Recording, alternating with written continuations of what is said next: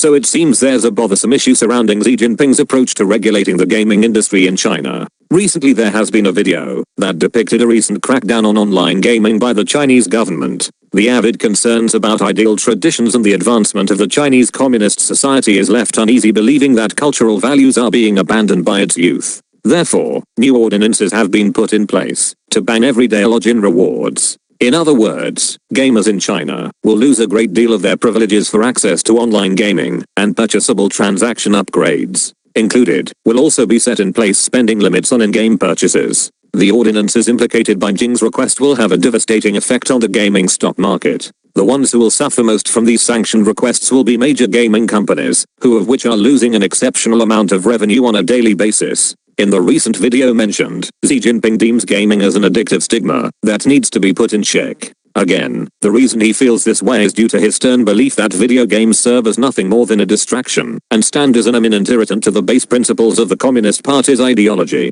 Now, it's no secret that the gaming industry is a money-making juggernaut, and China has greatly benefited from it for numerous decades. And what about the Chinese gamers? There are over 300 million Chinese citizens playing these games on a daily basis. Well, maybe not on a daily basis anymore, because Jinping is looking forward to laying down some rather harsh regulations that have left many citizens feeling downright blue in the face. Yes, they are frustrated indeed, and the same goes for the major gaming companies who were at one point earning a substantial annual revenue. And the money generated from the gaming industry is an upward amount of $80 billion annually. So, how far will the Chinese government take such matters when it comes down to game regulations? Well, the limitations include a crackdown on playtime for children, as well as a specific time slot for them to interact in gaming activities. Now, as for that video, right, you only need to view it to see how extreme Xi Jinping is willing to go to drive that harsh message into the minds of the country's youth. They have subjected them to gaming addiction camps. Yes, these are camps run by actual military officials.